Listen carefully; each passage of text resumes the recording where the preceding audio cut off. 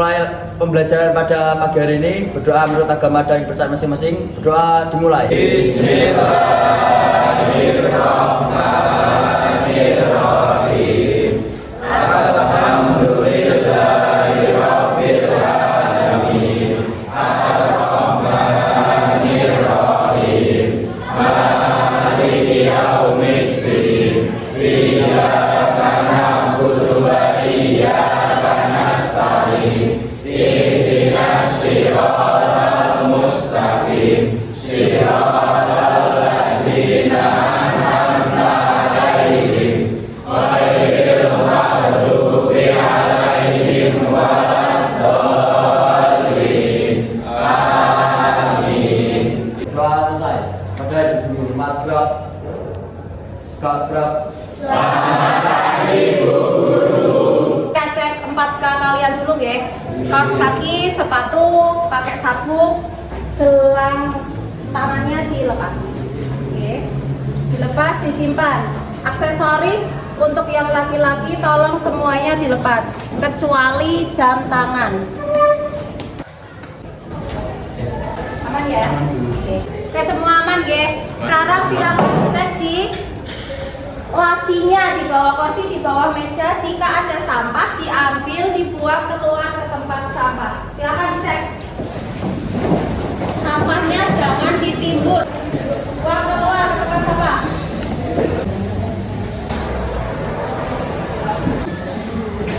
Oke, cek kehadiran dulu ya. Hari ini yang tidak berangkat ada? Ada. Berapa orang? 2 orang. Siapa yang pertama? Keterangannya? Oke, terus?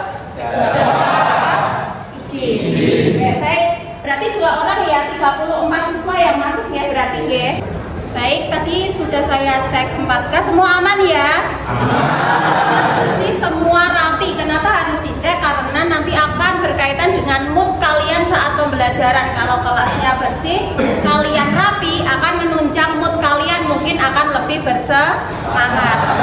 Baik, kita refresh materi dulu. Di pertemuan sebelumnya kita membahas materi tentang apa? Penerapan Pancasila. Oke, berarti kalian bisa memberi contoh ya penerapan Pancasila dalam kehidupan sehari-hari. Saya cuplik satu aja. Kalau penerapan Pancasila keempat, contohnya apa? Saya Bu, mengikuti acara Karang Taruna dan menghormati pendapat orang lain. Benar ya jawabannya Mas Gun ya. Contohnya ikut rapat Karang Taruna, menghormati pendapat orang lain. Bisa diberi tepuk tangan untuk Mas Gun. Materi selanjutnya yaitu mengenai peluang dan tantangan penerapan Pancasila di kehidupan global. Ya, kehidupan global itu kehidupan yang seperti apa? Kehidupan yang ditandai dengan kemajuan ilmu pengetahuan teknologi secara pesat, yang diharapkan tercapai setelah kalian belajar hari ini. Yang pertama, setelah melakukan tahapan kegiatan dengan model pembelajaran problem based learning dan diskusi, peserta didik dapat menganalisis peluang dan tantangan penerapan Pancasila di kehidupan global. Tahapan pembelajaran yang harus kita lalui dapat dilihat di PowerPoint ya. Yang pertama, orientasi masalah. Video nanti kalian tanggapi video tersebut. Yang kedua, mengorganisasi peserta didik untuk belajar. Kalian nanti saya bagi menjadi 6 kelompok kerja. Sama pembelajaran gimana? Ya, sikapnya. Terus keterampilannya, kemampuan berpendapat, kemampuan berkomunikasi juga saya nilai. Kemudian yang ketiga, saya nilai pengetahuan kalian melalui pretest dan postest. Apa setiap tanggal 1 Oktober itu diperingati sebagai Hari Kesaktian Pancasila? Bu, karena pada tanggal 1 Oktober G30 SPKI dapat ditumpaskan, maka itu membuktikan bahwa Pancasila itu sakti. Terima kasih Mbak Olivia, jawabannya benar ya Bu. Masih saktikah Pancasila di era globalisasi ini? Masih saktikah bahkan dengan kondisi kehidupan Indonesia yang seperti sekarang ini? Ada yang bisa memberi tanggapan? Saya Bu, menurut saya Pancasila di era apapun akan tetap sakti karena Pancasila dibentuk dari seluruh jiwa dan sesuai karakteristik bangsa Indonesia. Saya juga, Bu. Menurut saya kesaktian Pancasila sudah mulai memudar dikarenakan adanya warga Indonesia yang melakukan pelanggaran terhadap Pancasila. Contohnya seperti pelecehan agama, pembunuhan, pembulian, dan hoaks. Baik, untuk meningkatkan motivasi kalian untuk belajar hari ini, yang pertama, peserta didik dapat mengetahui apa saja peluang dan apa saja tantangan penerapan Pancasila di era global. Yang kedua, setelah kalian tahu, setelah kalian paham, nanti kalian akan bisa mengantisipasi. Jadi mengantisipasi tantangan yang terjadi dan kemudian meningkatkan peluang penerapan Pancasila di era globalisasi. Baik, silakan dikeluarkan handphone kalian masing-masing. Kita akan melakukan kegiatan pretest ya, tujuannya untuk mengetahui kemampuan awal kalian sebelum melakukan pembelajaran. Link sudah saya share lewat grup kelas, silahkan diakses, waktunya 3 menit dari sekarang.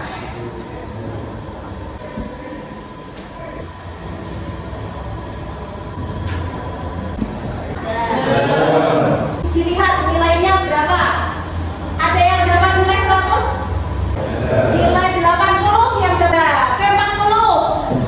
Ada 40. Saya tayangkan video, kalian amati video tersebut, nanti ada yang menanggapi ya?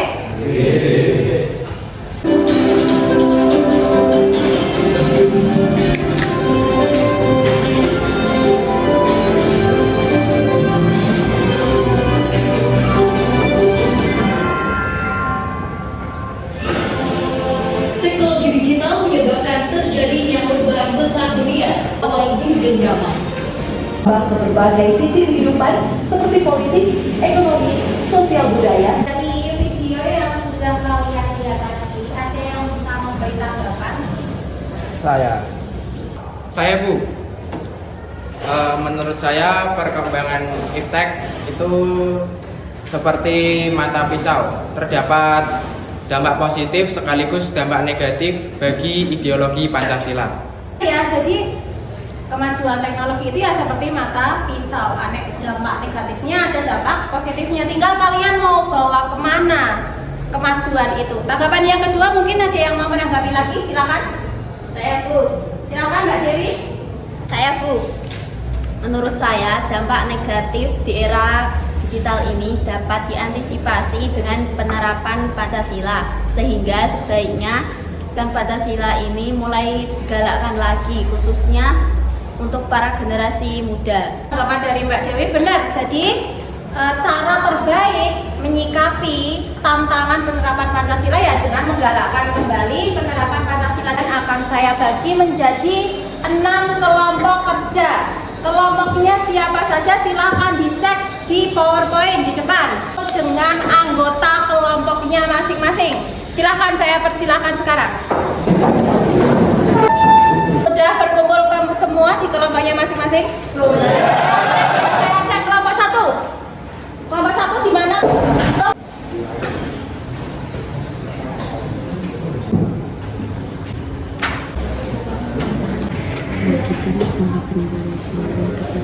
Kalian pegang di situ ada ketentuannya, silakan dibaca, oke, ketentuan tersebut. Kemudian ada link materi, ada buku paket, terus ada beberapa orang. Tugas kalian mendiskusikan peluang dan tantangan penerapan Pancasila di kehidupan global dengan teman-teman sekelompoknya.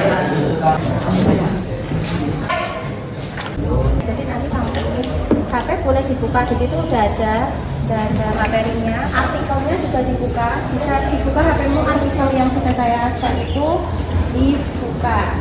Ini yang kedua, yang tantangannya ini KPD.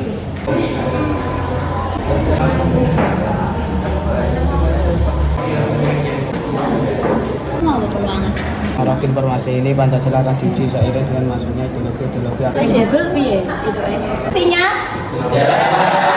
berarti sekarang silahkan kalian presentasikan hasil diskusi kalian di depan kelas. Dimulai dari kelompok 4 maju untuk mempresentasikan hasil diskusinya. warahmatullahi wabarakatuh. Kami dari kelompok 4 akan mempresentasikan diskusi dari kelompok kami. Kelompok 4 beranggotakan oleh Raffi, Adit, Febian, Dava, dan Anik. Akan dibacakan oleh Febian. Tantangan ideologi Pancasila di era digital. Peluang dan tantangan penerapan Pancasila. Peluang bangsa yang religius, ramah, dan damai. Kita patut berbangga menjadi bangsa Indonesia. Di antara karakteristik kuat yang dimiliki oleh bangsa Indonesia adalah religiusitas, keramahan, dan mencintai perdamaian. Yang tidak sesuai itu antara lain paham radikalisme, ekstremisme, terorisme, dan budaya hedonisme. Ada pertanyaan? Yang bertanya, menurut kelompok kalian bagaimana agar terorisme di Indonesia berkurang atau hilang sama sekali? Kelompok kami akan menjawab pertanyaan dari Faris yang akan dijawab oleh Raffi.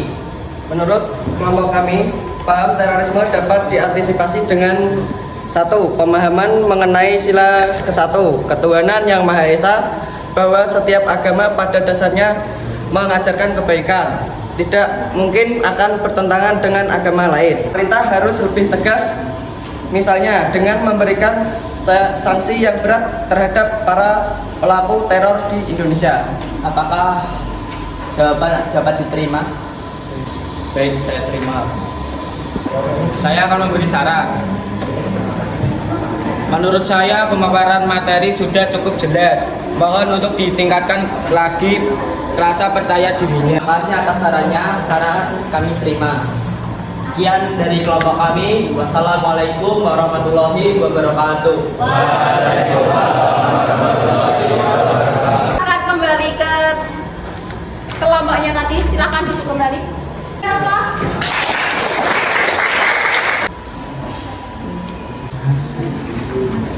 Tadi sudah dijelaskan oleh teman-teman kalian presentasi dalam kelompok. Sudah jelas atau masih ada yang perlu ditanyakan? Globalisasi ini memang ada peluang dan tantangan dalam penerapan Pancasila. Oke, peluangnya ya Pancasila itu sendiri, bagaimana kita menerapkan Pancasila dengan sebaik-baiknya. Tantangannya ada banyak, mulai dari tantangan yang sifatnya global, ada isu hoaks, ada radikalisme, ada hedonisme, dan tantangan global lainnya yang siap bersaing dengan kalian. Sekarang silahkan LKPD-nya dikumpulkan ke depan. Baik, tadi dari hasil penilaian teman kalian, dari hasil pengamatan saya ketika kalian berdiskusi, ketika kalian presentasi, ini dapat disimpulkan bahwa kelompok yang paling bagus, ya dari ke-6 kelompok ini yang paling bagus, yang nilainya paling tinggi adalah kelompok 5. Bisa beri tepuk tangan untuk kelompok 5. Keberhasilan kita dalam proses pembelajaran hari ini, silahkan kalian kerjakan soal post-test melalui Google Form yang linknya sudah saya bagikan di grup WhatsApp. Silahkan dikeluarkan HP-nya, dikerjakan, waktunya 3 menit.